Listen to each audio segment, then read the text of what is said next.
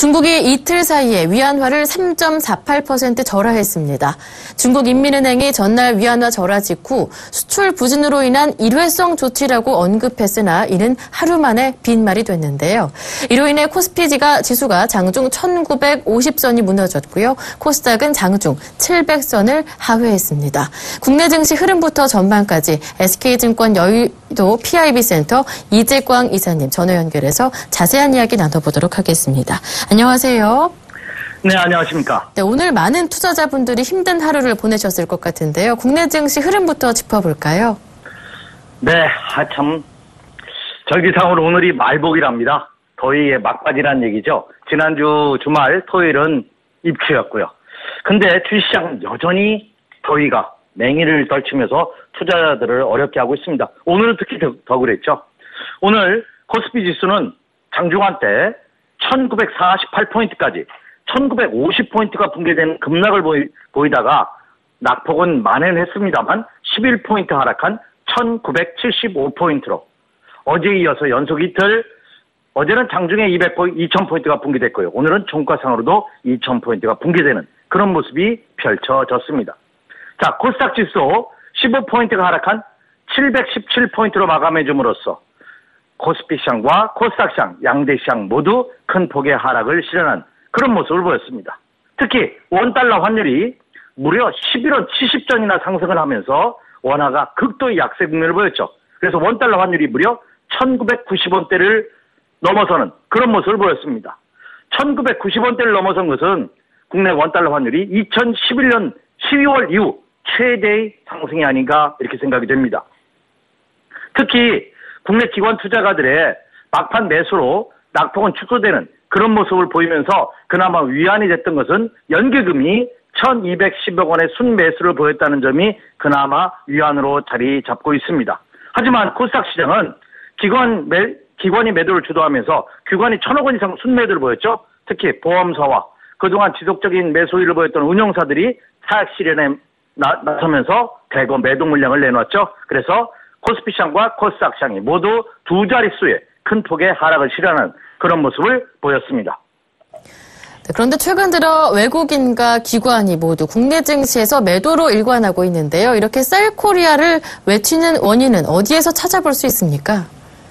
참, 이 기관과 외국인 투자가들 참, 안타까우면서도 참 답답하고 그러죠. 특히 외국인 투자가들이 최근 3개월 동안 무려 3조 4,975억 원이나 순매도하는 그런 모습을 보였고요. 국내 기관 투자가들도 3,496억 원어치 순매도하는 그런 모습을 보였습니다. 역시 기관과 외국인 투자가들, 소위 말하는 이들 큰손 세력들의 매도는 시장에 대한 불안감이 오히려 확산되기 때문이 아닌가 이렇게 생각이 됩니다. 제가 여러분에게 외국인과 국내 기관 투자가들이 매도하는 원인 3가지를 여러분에게 한번 정리해서 한번 말씀드리고 싶은데요. 첫째는 국내 기업들의 실적이 계속해서 악화이로를 걷고 있다는 점입니다. 특히 시가총액 상위 종목군들, 지수 영향력이 큰 경기 관련주들이 하락세를 이끌고 있죠. 근데 이들의 실적이 2, 4분기뿐만 아니라 3, 4분기에도 개선될 기미가 아직 보이지 않고 있다는 점이 기관과 외국인 투자가들의 매도의 원인이 아닌가 이렇게 생각이 되고요. 두 번째는 유가가 연일 급락하고 있습니다. 유가가 하락하면서도 경기가 회복 조짐을 보인다면 이것은 오히려 긍정적인 면이 있는데 이 유가의 하락이 끝을 알 수 없다는 얘기죠. 오히려 이란이라든지 미국의 원유 증대라든지 그리고 중국의 경기 침체라든지 이런 복합적인 요인으로 작용하면서 유가가 하락했다는 점이 시장의 불안감을 확산시키고 있기 때문에 특히 이머징 마켓 시장에서 매도 물량이 더 나오는 것이 아닌가 이렇게 생각이 됩니다. 자, 또 하나 세 번째는 여러분에게 환율에 대한 불안감을 말씀드리고자 합니다.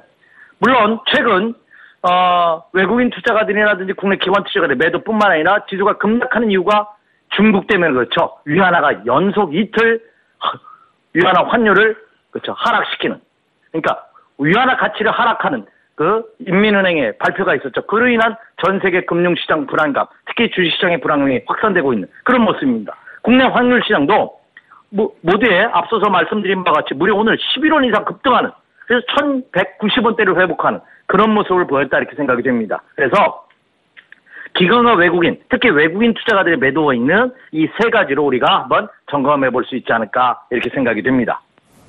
네, 마지막으로 꼽아주셨던 것처럼 이 환율 불안을 야기시키고 있는 중국의 위안화 평가 절하 어느 정도 인하한 것인지 가장 궁금한 것은 의도는 무엇인지입니다. 네, 참 이 중국 참 대단합니다. 참 국내 주식시장이 세계 주식시장의 상승세에서도 이렇다 상승을 작년, 재작년 하지 못했죠. 그것은 아베노믹스로 대두되는 이 일본 엔화의 약세로 인해서 국내 수출 관료들이 지속적인 어려움을 겪었습니다. 근데 이 아베노믹스가 수그러드는 모습을 보이자 이제는 중국에서 위안을 전격적으로 인하하는 그런 모습을 보였습니다. 특히 중국은요.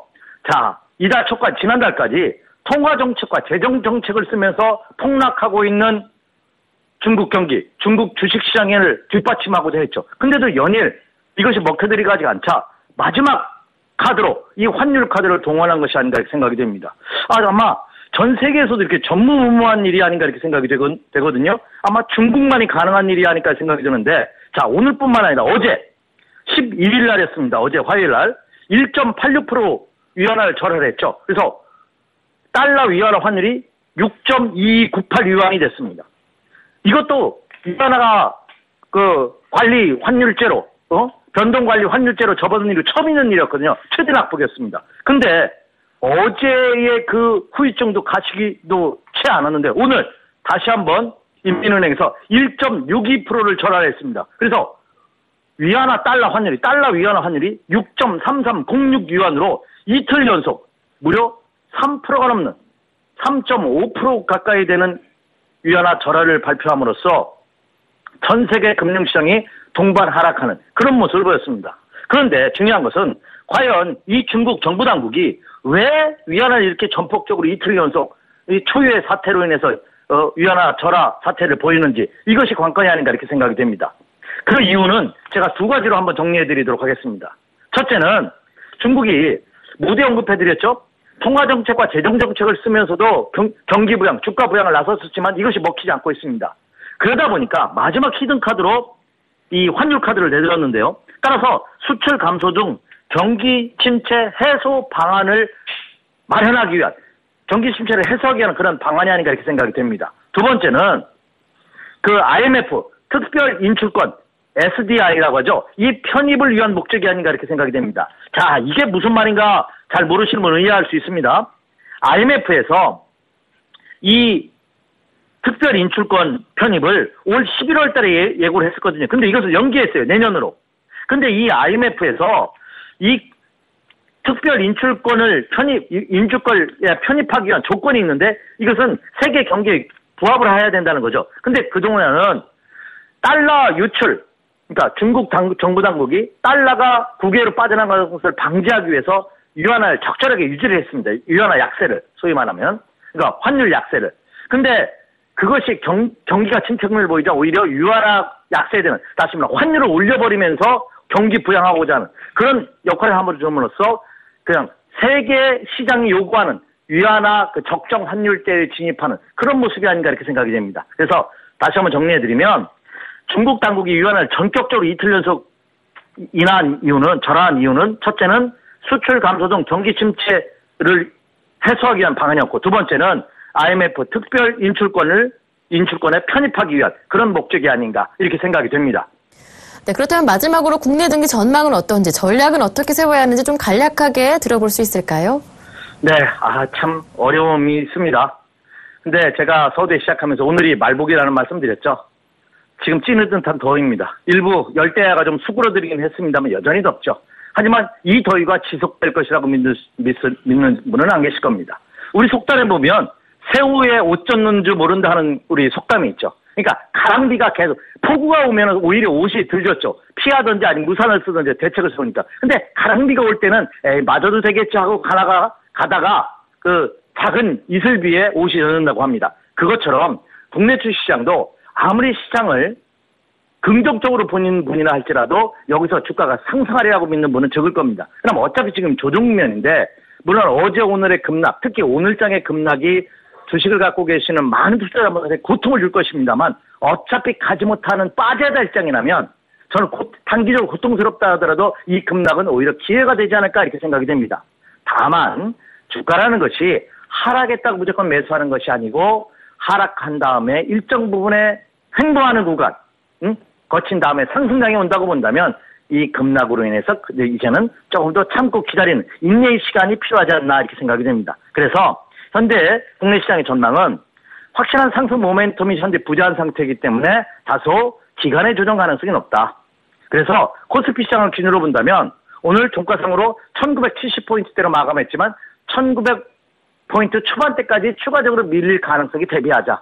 그렇다면 맥시멈 빠진다면 한 50포인트 내외가 빠질 수 있습니다. 하지만 오늘처럼 빠진다면 그 하루 이틀 2박 3일이면 다 오거든요. 그렇다고 본다면 밑으로 빠지는 그 가격의 조정, 하락의 조정은 거의 일단된 그런 모습이 아닌가 이렇게 생각이 됩니다. 그렇다고 본다면 지금부터 당분간은 내일 또 옵션 만길입니다. 당분간은 어떤 박스권 틀에 갇혀야 되는 지루한 횡보 국면이 예상되고 있지 않나 이렇게 생각이 됩니다. 네, 오늘 말씀 잘 들었습니다. 지금까지 SK증권 여의도 PIB센터 이재광 이사님과 함께했습니다. 고맙습니다. 네, 감사합니다.